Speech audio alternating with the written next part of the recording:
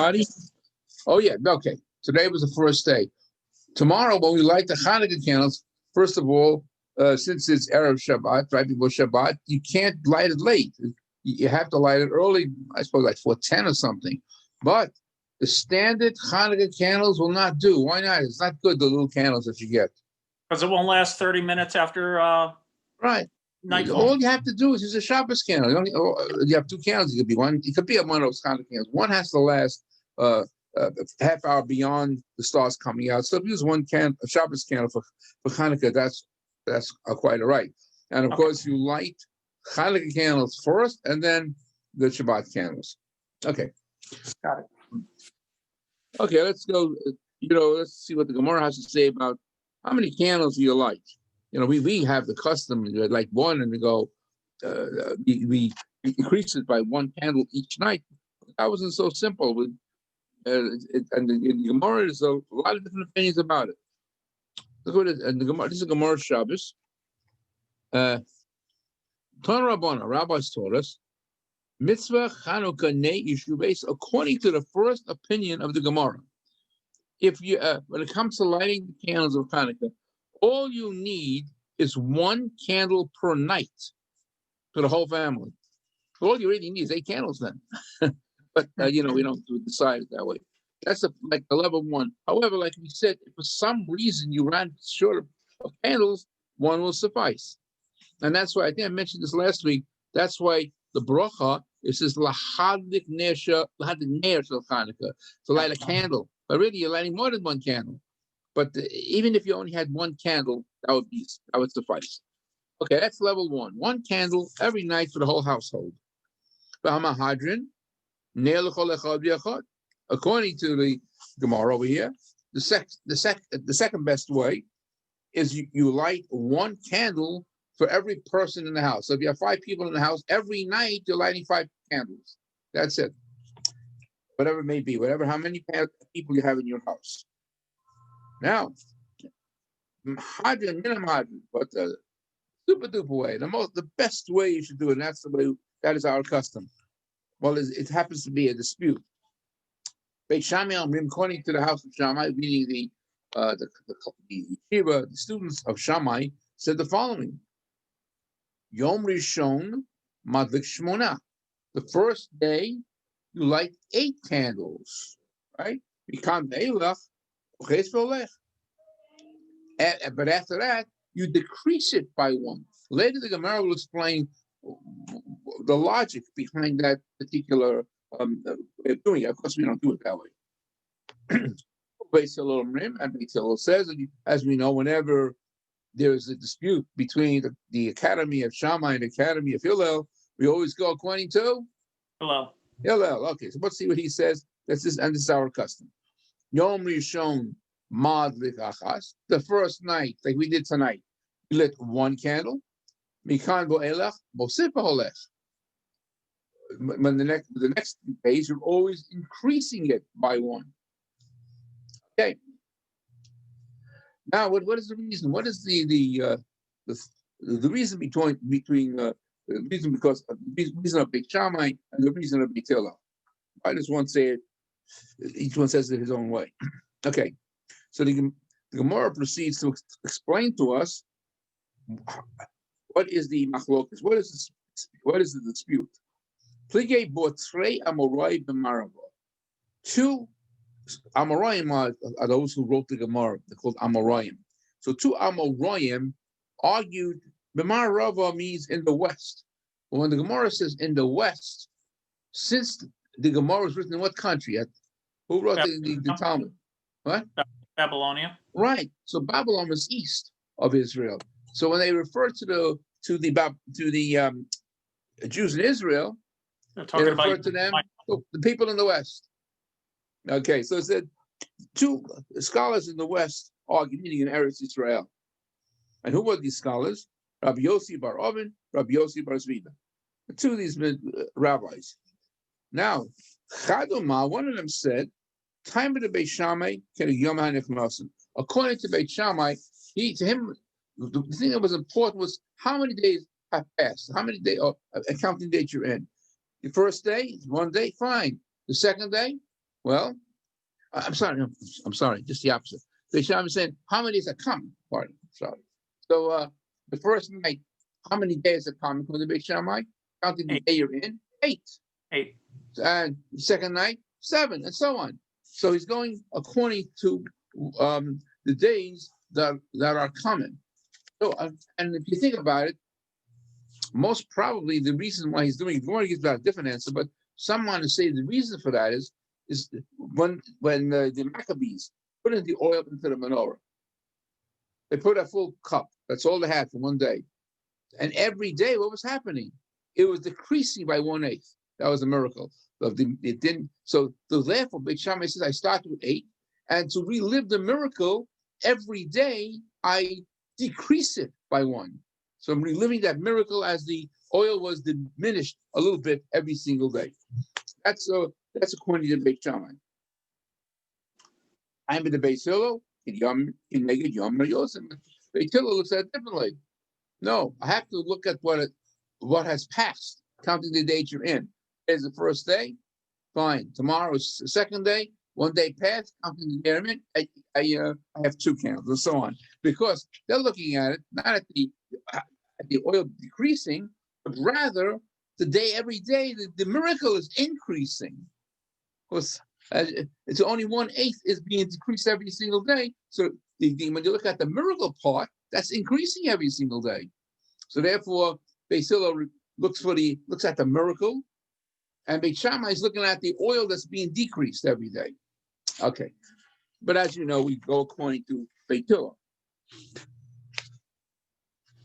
That's one opinion to explain why Beit Shammai say you decrease it by 1, and why Beit Hillel says you increase it by 1.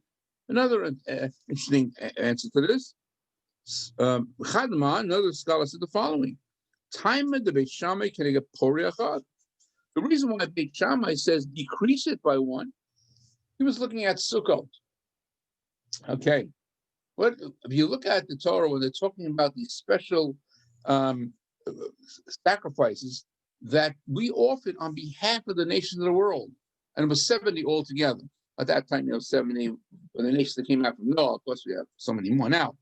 So if you look at it, they used to offer bulls every single day in corresponding to the nations of the world, and they kept on decreasing it. Every day had 1 bull less, and at the end it would be 70. Okay, so why symbolically, what we're trying to say, why were the bulls offered in a decreasing way? To show us that we're hoping for the day that all our enemies will be decreasing, and the time will come when we'll have complete peace. We'll all become one, and not that everybody becomes Jewish, but everybody recognizes that God is one, and we finally peace and tranquility in the world. Okay, so that's the answer by one of the other rabbis, that Beit Shammai says you decrease it every day, and we're symbolically trying to show that we want our enemies to be decreased, decreasing constantly till we have finally peace and tranquility in the world.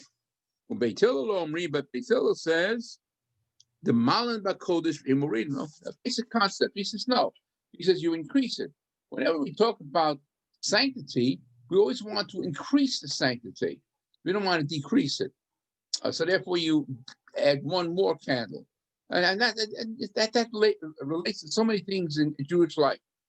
For example, let's say you have a very nice tablecloth in your house. Let's just say, and you say, I think I want to go ahead and donate it to the synagogue. Maybe they could use it. It's nice. It's nice color. It's very appropriate that the synagogue could use it. And I want to use it as a tablecloth for the shulchan in the synagogue. On the bima. Can you do that? Can I take a beautiful tablecloth I have in my house and use it now for the synagogue shulchan? No. You can. You know why? Because what am I doing to this tablecloth? I'm increasing the sanctity to it.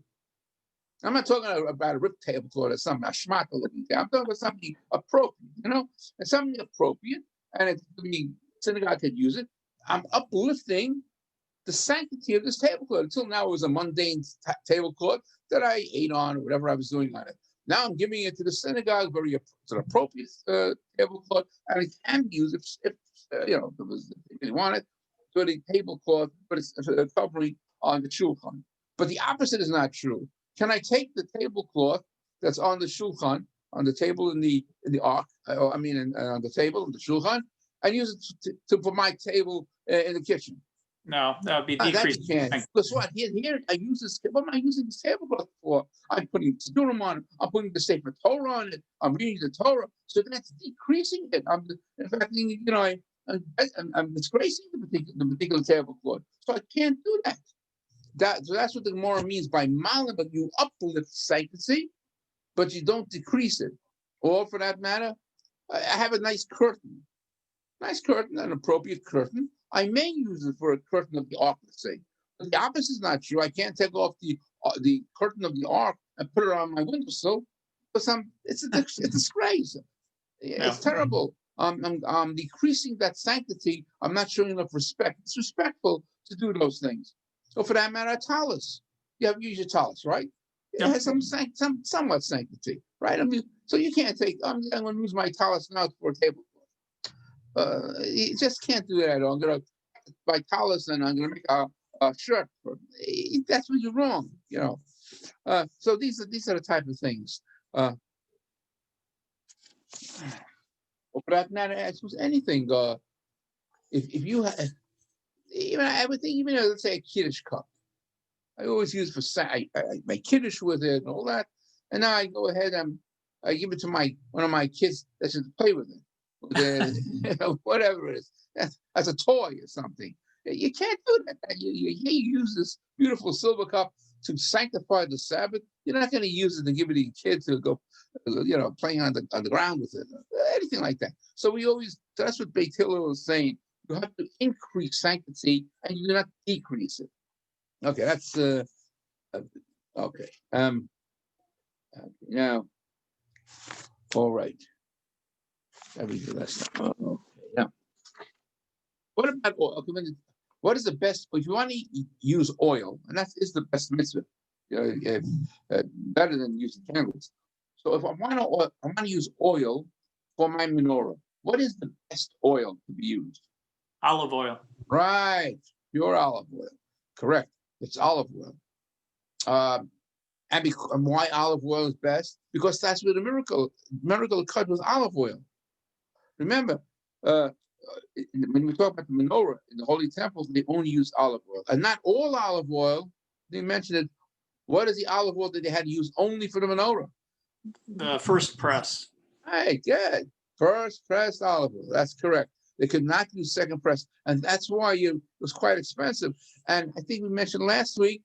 Remember the jug that they found oil for the menorah had a seal from the Kohen Gadol to show this is the first pressed olive oil. So that's all you could use. And it took, after the miracle happened, the miracle was 8 days, right? It had to be 8 days because in order to replenish the oil in the Holy Temple, they had to go to a city called Tekoa. At that time, that was the center of oil production. And it took, with the traveling in those days, getting there and coming back, it would be 8 days. So that's why they say the miracle occurred in 8 days. Okay, now, that's what it says. And here's what the Gemara says concerning oils. Omar Rabbi Yeshua ben Levi, Rabbi Yeshua ben Levi said, all Hashman and cooling you off from this there. All oils are okay to be used for your menorah. I'm for your Hanukkah menorah. I'm not talking about the Holy Temple. Any oil was permitted. But the Shem and Zayis min amucha. But even when it comes to your own oil, your own menorah, olive oil is considered the best. Okay. The Gemara brings down, Omar Bayer says the following. May Reish have mahader mar amishkal b'shumshay. Originally, what I used to, my Rabbi used to go ahead and he used sesame oil. He thought that was very good. Omar, hi Moshe, says, I'm using sesame oil. It's very good. The wick is very good. The flame that comes out from the wick is just beautiful. I could use it for Hanukkah and Shabbos. But cave on the Shamal or Rabbi Yeshua ben Levi, but once he heard that Rabbi Yeshua ben Levi disagreed with him, he sees you have to use olive oil. Then at that time on, he only used olive oil. Because olive oil, when you use olive oil, the wick, the flame that comes from the wick, it just stands, goes straight up, and it doesn't like flicker back and forth. It's just perfect. Other oils tend to go ahead and make the flame flicker back and forth around, but therefore they always refer to olive oil as the best oil. Okay. However, even to this very day, even if you can't get olive oil, you don't have it, whatever it was, that's okay. So you can use another oil if you want to use oil. If you don't have any oil, you can use candles. But oil is the best. Okay. And even the Gemara brings down over here the brachos. Look what it says. Omar Rav Chia bar Ashi Omar. Rav Chia bar Ashi said in Rav, Hamadik ner shel Chanukah tzorich havorech. You know, when you kindle it's a candle or the wick for Chanukah, you have to recite a blessing. Which you know, oh yeah, that gets me to. So what do you say? Every blessing starts out with those first 6 words, Baruch Atah Hashem Elokeinu melech haolam. Okay. But notice, look at the bracha it says by Chanukah. Asher Kiddushanu, you God has sanctified us with his he sanctified us with his mitzvos.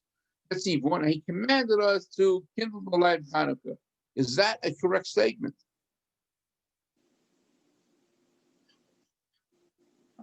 Probably not. Why is it? You're right. It's not a correct statement. But why is it incorrect? Rabbanon, it's a rabbinic. Right. You look in the whole Torah, you wouldn't find that the Hanukkah is not written in the Torah. Yeah. But there is a mitzvah that we must listen to our sages. And since our sages ordained that we should celebrate Hanukkah, therefore it says, and he commanded us, like God said, because God has told us we must listen to our sages of each particular time. So Betzivon, therefore it says, and he commanded us, because the mitzvah is to listen to our sages. And therefore we have, when we light Hanukkah candles, we say, and he commanded us to light the Hanukkah candles. And the same thing by Purim. Purim also is not in the Torah. But again, since Mordechai and his court ordained that we must go ahead and read the Megillah, so we say he commanded us to on the reading of the Megillah. Although God never commanded us, but he commanded us to listen to our sages. That's why we're justified to say that particular bracha. Here's something that I don't think we ever do this today, but it was the Gemara brings it down. Let's say I didn't light candles yet, Hanukkah, and I'm walking down the street and I raise my eyes and I see somebody's menorah. And look what the Gemara says: Horoa ner shel Chanukah tzorich havorech. If you see the Hanukkah candles lit as you're walking down the street, you have to say a bracha. What bracha? You can't say the first one is L'Hadat Ner Shel Chanukah. You're not going to say that because you're not lighting it. You say the second bracha. She'osa Nisam Lavosenu. God performed miracles to our ancestors and this time. Okay. It says it elaborates a little bit. Om Rabbi Huda. Yom Rishon Horo Emavar Shnayim. If it's the first day, the one who sees the Ner Chanukah has 2 brachas. First bracha he says She'osa Nisim and Shechayanu. The one bracha that he is not going to say the bracha for lighting. So when he gets home, he just says Hadik Ner Shel Chanukah. Yeah. That's only on the first day. The one who sees this is 2 brachos. The one who lights will say 3, like we did today. We say 3 brachos. Bikan ve'elach, starting from the second day on, Madlik Mubarak Shnayim, the one who lights the Chanukah menorah, you're saying 2 brachos. The Hadik Ner Shel Chanukah and She'osa Nisim. But the one who's like sees it will say the bracha she'asa nisim. I would assume that when you got the person who saw it and said that bracha when he saw the menorah, when he gets home, I suppose you don't say the bracha a second time. You'll just say lahadak neshel Chanukah and the shechayanu.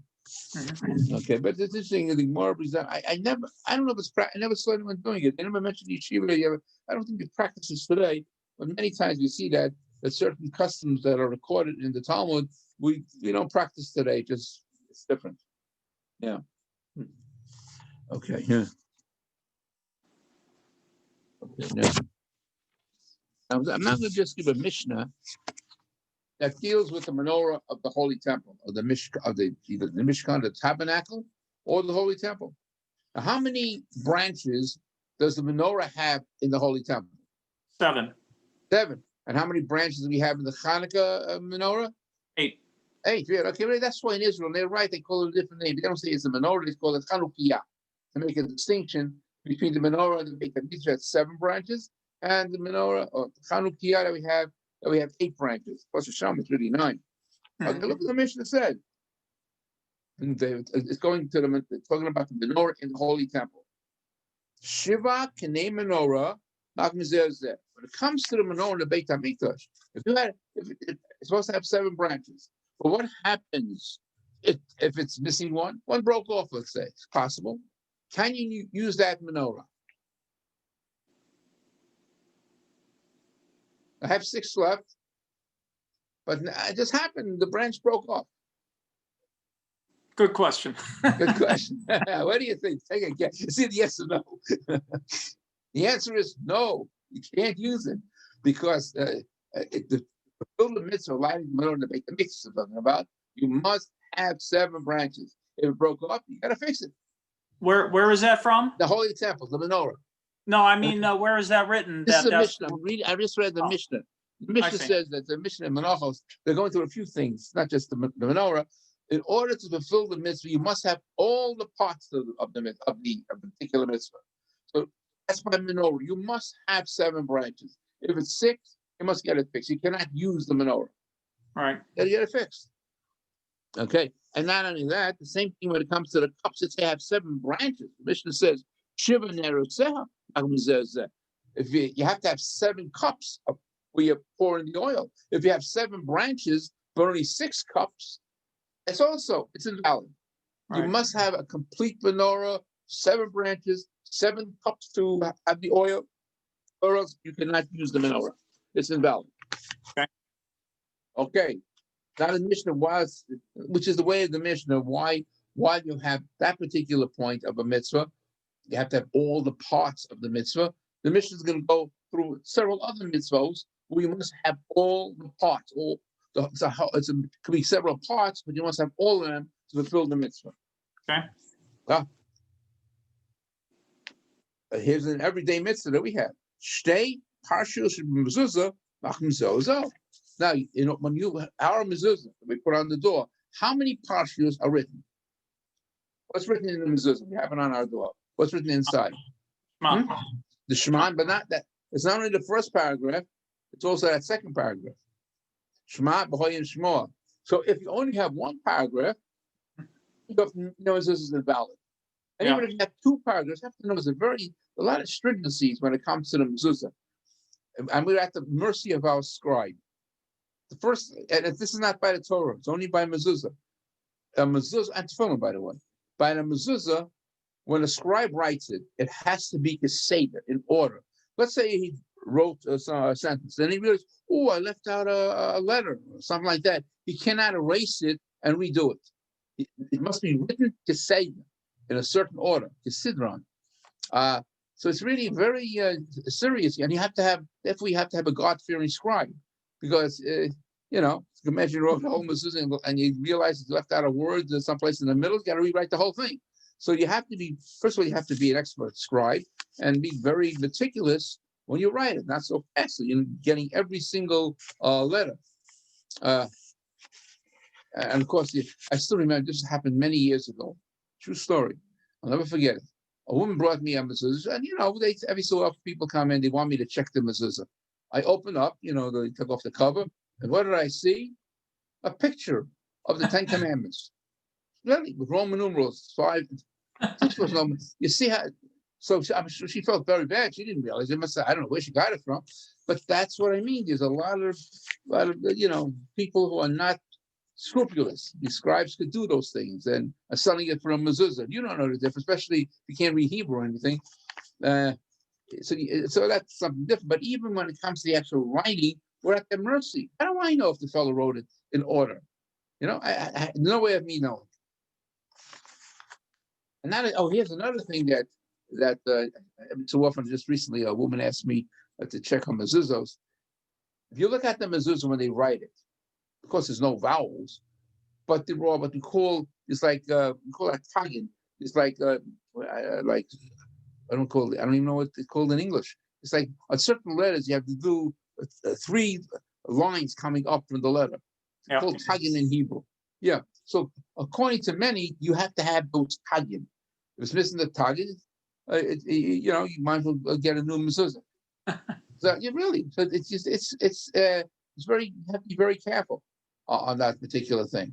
But interesting, in this case, when it comes to Seder, you have to write in order. That's only by a mezuzah and it's a fill-in, not by a Sefer Torah. Well, imagine it'd be impossible. Imagine you have to have, if you skip the one letter, you have to write the whole Sefer Torah. So it doesn't apply by Sefer Torah.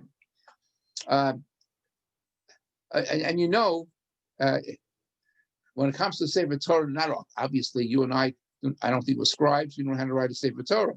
But how can you and I fulfill such a mitzvah? What is done? We had it about 10 years ago. We had it in our synagogue. How do you do that mitzvah? How could you and I, who do not know how to write a Sefer Torah, can fulfill a mitzvah to write a Sefer Torah? But you're allowed, I thought the process was you do one letter. Right. Usually what's done is, we had it a few years ago when somebody donated a Sefer Torah. The last column, we call an omud. The sofer only outlines the letter. And then there's a way of you maybe contribute X amount of money to write a letter in the Sefer Torah. So you're fulfilling the mitzvah of writing a Sefer Torah. Usually you're called up and you give maybe the initials of your Hebrew name, and you hold the sofer's hand, and he writes and he colors in the particular letter. Usually you take the initial letter of your name and your wife's name, whatever it is, and that's the way we can fulfill the mitzvah of writing a Sefer Torah. Okay, let's go. But there again, it's not that if for some reason you found out after you wrote it for a column, you left out a letter, you can go ahead and erase it. That's allowed on a Sefer Torah only. Okay, so that was the Parshat we talked about. The same now. What you fill in the same now with tefillin. How many parshios do you have in your tefillin? How many portions of the Torah are you written in your tefillin? I think what? 4. 4. You look in the head part, you see that it's divided into 4 parts. So each parsha, one is the Shema, the second one is the Oyishmoa, there's another one called Kadesh B'Hoy V'Yacha. Those are 4 sections for the Torah, and the scribe writes it in separate portions, and in the head is divided into 4. So I'll tell you why. And the hand is one long parchment, I should say, and has all the 4 portions written in it in one long parchment. And that's why in the yad you see it's just it's not divided into anything. It's only one, because it says in the Shema, you should tie them as a sign, singular, as a sign on your hand. So that means all the 4 parts of the portions can be written on one parchment. And then it says, they should be like totafot. That's a very interesting word. Something it's not even Hebrew. Tot in some language means 2, and fot in another language is also 2. So it means you have to make your tefillin into 4 parts. Okay, that's why but anyway, when it comes to tefillin, if instead of writing 4 parshas in your tefillin to row, you wrote 3, no good. Even though I had most of it, too bad, no good. You must have it all. You can't be missing anything. And the same thing in the yad. You only wrote 3, and on one parchment I wrote 3 instead of 4. No good. Now, so that's on. So what about a case like this? What would be, for some reason, you lost one part of your tefillin? you only have the hand, or you only have the head. May I fulfill any mitzvah? Or must I have both? I would think you need both. Here's an example. Normally you would think that based on what we've been saying, but it's different over here. Here, if for something you lost it or whatever it is, you only have one part. You only have the roach, the head, or you only have the yad. You do it. You could put on just the yad or just the roach. That's okay because they're two separate mitzvahs. It says, well, they shall be. It says, and it shall be as a sign on your hand, or your total. And the other mitzvah is, it shall be a crown between your eyes. So since they're two separate mitzvahs, if you only have one, you still could do it. But if you're missing within the one particular the tefillin, just the roach, you're missing a parchment, then it's no good. Or in the hand, instead of four parchments written in one parchment, you have three, no good. But if I have one part, a complete one part, that's fine. Huh. Yeah. Okay. Oh, no, that's good. Now, so that's referred to our tefillin. Now, what about another mitzvah we have? That's four parts, four components. Arba tzitzios, machbo zo zo. Okay, what about your talis? Right? You have four sides of your talis. What happens if one side tore off? I don't have three. Can I use that talis? I mean, my favorite talis has got torn. What? No. So the answer is no. You can't use it because you must have four corners. You only have three corners. Tough luck. You can't use it. Buy another talis. Yeah. Okay. That's basically what the halacha is. You must have four corners. It doesn't mention over here. It doesn't say every single thing. You know, another mitzvah, we must have all the components of the mitzvah to fulfill the mitzvah. If we're missing one, you can't do the mitzvah. What about holidays? Think about holiday where we have to have four components. If we only have three or two, no good. Four species. Right. Sukkos. You can have the most beautiful esrog, the most beautiful lulav. But if you're missing the myrtles or the arabos, the willows, forget it. Yeah. You can't do a mitzvah. Even though you have the most beautiful esrog. Can't do it. Just one tough luck. It's really something. It's really something. You have to make sure you have four species and not three. Yeah. Yeah. It's interesting that you must have all the components. Yeah. Yeah. Okay. Can any other mitzvah like that? I think that's basically what I can't think about it. But since I don't know, maybe the Gemara will speak about it. I don't know why they left out the Lulav and Esrog mitzvah. Yeah. But anyway. Okay. Now.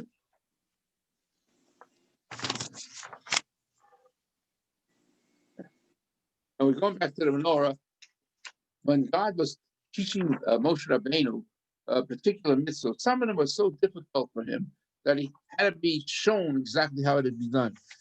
What it says, Tana the Beit Rabbi Shmuel, it was taught in the Beit HaMidrash, in the house of Rabbi Shmuel, the Torah house, the place where they were teaching Torah. Three mitzvahs that God gave to Moshe that it was very difficult for him to understand. Till God Himself pointed it out to him and showed him how the mitzvah had to be performed. These are the three. Menorah, interesting. You know, when God told me he has to make a menorah for the tabernacle, he just couldn't conceive what that looked like. How do you do that? In fact, it had to be one piece. You know, it was an amazing thing how they did that. It was a solid gold piece. You know, that they had a certain way of, I don't know how they did it. They hammered it away. That they made the branches and so on. But they learned that skill in Egypt, by the way. Or they knew how to do all these they knew how to cut the precious stones and so on. They had some skills because as slaves they were taught how to do that stuff. Okay, yeah, really, that's one thing that they knew. So anyway, the menorah was very difficult for Moshe Rabbeinu to understand. But Rosh Chodesh, you know, God told Moshe Rabbeinu, when you see the new moon, proclaim that as Rosh Chodesh. Well, what's a new moon? And how much? You had new moon, of course, when you first see it. I want you to know. I think I mentioned this one time to you. But if I would ask the children, what is the new moon? Little kids, maybe 7, 8-year-old kids, you know what they usually answer me? They always say it's a full moon. To them, that they think in terms of whole, something that's full, they always tell me that's the new one. It isn't. That's maybe that's what you can always think when you think of a new moon. You think maybe it's to be wholesome, but it's not. So it's a little sliver. The Gemara talks about it looks like a sickle, the blade of a sickle. I mean, so God told Moshe Rabbeinu, you see it that way. This is the way you see it. A lot of times you see the word Zeh. This is the month. Zeh means that God pointed it out to Moshe Rabbeinu. So it's, in fact, even when it came to the menorah, I should say, God used the word Zeh. Zeh ma'aseh hamenorah. This is the way you have to make the menorah. It has to look this way. And one other thing,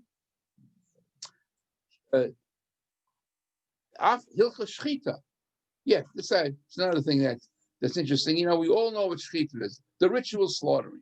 Right. There's no place in the Torah that tells us how do you slaughter. How do you slaughter it? It doesn't say. It says the word you should slaughter, but how do you slaughter it?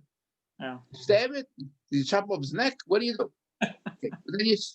But you're told it has to be a special knife, and you have to cut the esophagus and what do you call that? The other pipe. What? Carotid artery or something. No, it's the esophagus. It's the breathing pipe. Esophagus. I don't know, whatever. So there's 2 pipes you must cut because other things you have to. There's so many complex rules and regulations, and when it comes to slaughtering the animal, but all that is Torah Shabbal Peh, the oral tradition. If we don't know, if God didn't tell us how do you do the shechit? Who knows? Maybe you just stab it. Maybe you kill it. You shoot it. Of course, you don't do anything like that. So many mitzvahs, and that again, Moshe Rabbeinu was told an oral tradition. And even tefillin, I was talking about tefillin. It says you should have tefillin, tie them on your hand, put it on your head. What? What is it? What is it? It doesn't tell you the way we have it. Oh, by the way, it looks like a box. It's divided into 4 parts, and it has to be made out of leather, and you have to have sinews sewing. It had to be sewed with sinews, and all these mitzvahs. It doesn't say that.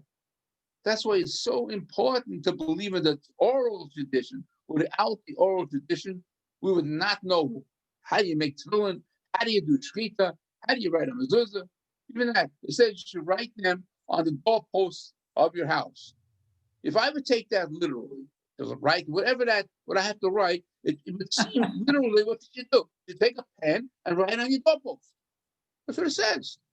But we don't do that. We're told you have to have a piece of parchment. It doesn't say that. So that's what I mean. There's so many misses like that. We're told to do certain things. And if you look at the Torah doesn't tell us anything. It doesn't really describe to us what is tefillin, what is a mezuzah. It doesn't say anything. No. But it takes the oral tradition, and that's what Moshe Rabbeinu was taught. How do you do these mitzvahs? And finally, eventually, they didn't want it to be forgotten. They wrote it down, so it became known as a Talmud. But before they had a Talmud written, this was orally transmitted from generation to generation. Yeah. It's very interesting. It's amazing the amount of Torah we still have. Yeah. They had to write it. If they didn't write it, we most of it would have been forgotten. Even a simple thing like a sukkah. Even that. You have to, it's 7 days you must dwell in a sukkah. What's a sukkah? I mean, we know, but the Torah doesn't say that. The Torah doesn't say you have to have tzkach, and you have to have at least 3 walls, and all the mitzvahs, right? It has to have certain dimensions. It doesn't say that in the Torah. That's why it's so important that we have the oral tradition to tell us, how do you make a sukkah? What do you mean a lulav and esrog? What are these things? We don't know. But we're told that esrog, we call it. It doesn't even say the word esrog in the Torah. The word does not appear. It says pre-Eitzah, a beautiful fruit. Well, I know a lot of beautiful fruits, but it means that esrog. Again, oral tradition. Okay. Oh, it's late already. Like I said, everyone have a wonderful Hanukkah Sameach. And remember, I should say, what the Greeks wanted to do, talking about the Torah, the Greeks wanted to stop us from studying the Torah, They didn't. You could live. They weren't like, it wasn't like Purim where Haman wanted to kill all Jews. He didn't care what they believed in. The Hellenists, they didn't want to kill you. Want to be a good Hellenist, you could live fine. They didn't want us to absorb what the Torah said. That was their thing. So really Hanukkah was a victory for Torah.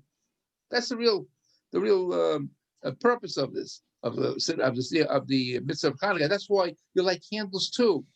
Torah Ora, we call it. Torah is light. So really the emphasis is on the lighting of the Hanukkah menorah, which represents the victory for Torah. We don't glorify ourselves because of the war. That might be true too.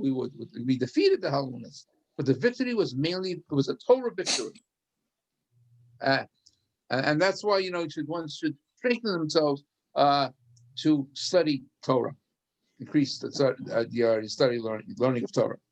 Okay, Shabbat Shalom, Hanukkah Sameach, everybody. Shabbat Shalom, Chag Shabbat Shalom. Sameach. Take care. Thank you Okay. so much.